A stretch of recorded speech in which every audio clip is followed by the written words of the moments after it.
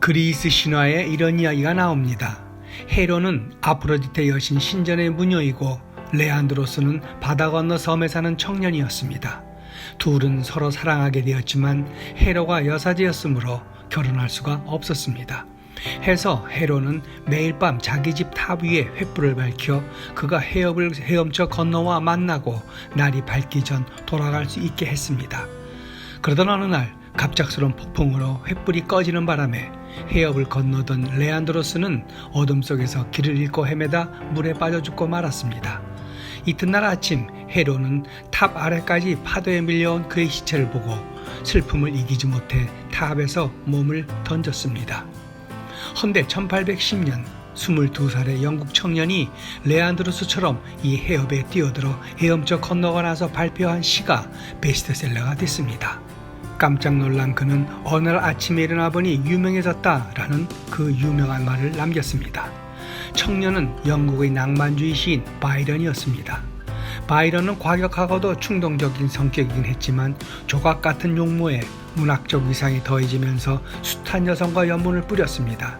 하지만 그는 한쪽 발의 선천적 장애를 극복하기 위해 체력 단련에 몰두한 나머지 여러 방면의 운동에 상당한 실력을 갖게 되었는데 특히 수영을 좋아해 신화에 나온 대로 흉내를 내본 거였습니다.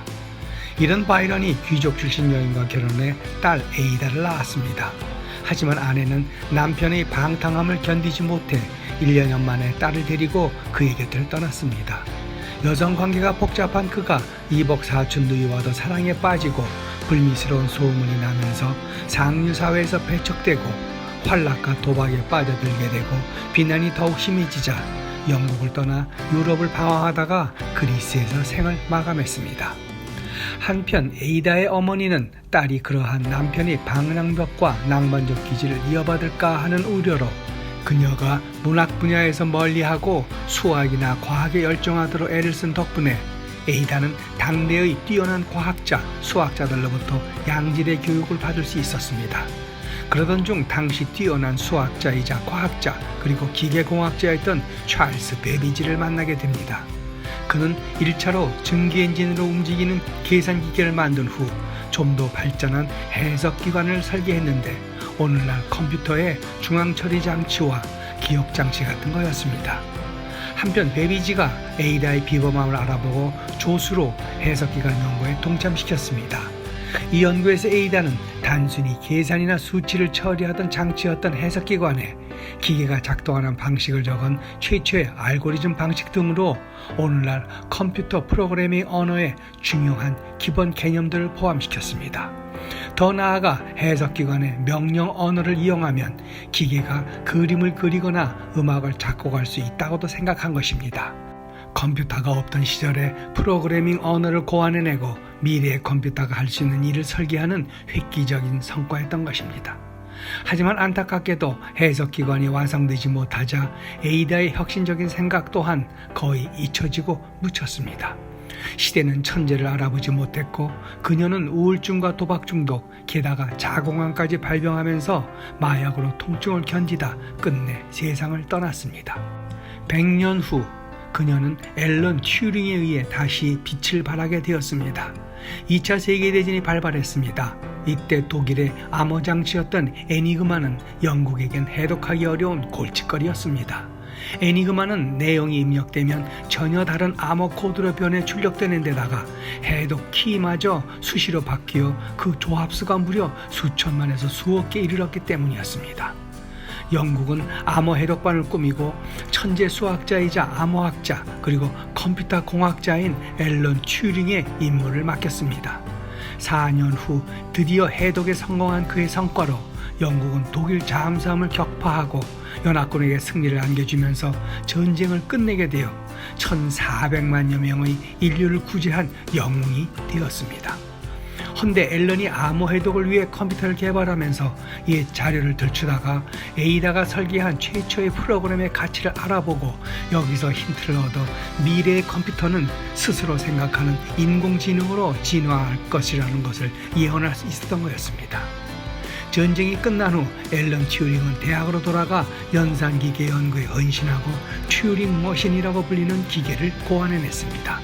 이 기계가 단순한 연산뿐 아니라 인간의 모든 사고와 행위도 재현할 수 있다고 내다보면서 단순한 계산기에서 복합 기능의 스마트폰으로 그리고 더 나아가 인공지능 AI로 이어지도록 구현하는 데 필요한 튜링 개념, 튜링 완전 언어, 그리고 튜링 테스트 등을 구축했습니다.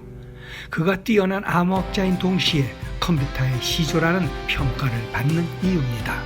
하지만 앨런 튜링은 말년에 불어냈습니다. 당시 영국에서 불법이었던 동성애자라는 낙인으로 화학적 거세를 당한 후 독이 묻은 사과를 한 입 물고 죽었습니다. 이 일로 애플의 아이콘이 여기서 나왔다는 일설도 있었습니다. 그의 일생을 다룬 영화 이미테이션 게임에서 잘 그려졌습니다. 앨런 튜링 등에 의해 에이다가 재평가되면서 인류 최초의 컴퓨터 프로그래머라는 명성을 얻게 된 후 그녀의 이름은 여러 곳에 자취를 남겼는데 미 국방부가 만든 컴퓨터 언어에도 붙여지는 등 다양한 곳에서 활용되고 있습니다. 이뿐만이 아닙니다. 그녀의 이름은 암호화폐로부터 에이다 코인은 카르다노 블록체인에서 거래되고 있습니다. 블록체인의 코인은 에이다의 노력에서 시작되어 튜링의 암호학에 힘입어 발전된 해킹 불가능한 데이터 저장 기술이 된 셈입니다. 헌데 지금 플로리다에서 비트코인 재판이 열리고 있어 화제가 되고 있습니다. 최초 가상화폐인 비트코인을 처음 만든 사람은 사토시 나카모토라고 알려져 왔는데 이름만 알 뿐 신호는 베일에 쌓여 있습니다. 그동안 본인이 사토시라고 주장하는 사람이 여럿 나왔지만 모두 사기나 해프닝으로 끝났습니다. 이런 와중에 2013년 사망한 데이비드 클라이먼의 유족이 클라이먼과 그레이크 라이트가 바로 사카시 나카모토로 비트코인 공동 개발자라고 주장하며 라이트가 갖고 있는 100만 개의 비트코인 소유권을 놓고 소송을 제기한 것입니다. 애당초 비트코인은 탈중앙화를 내걸었었는데 비트코인을 대량 소유함으로써 결과적으로 중앙화된 셈이니 아이러니라 아니할 수 없는 겁니다. 오늘 영상은 여기까지입니다. 고맙습니다.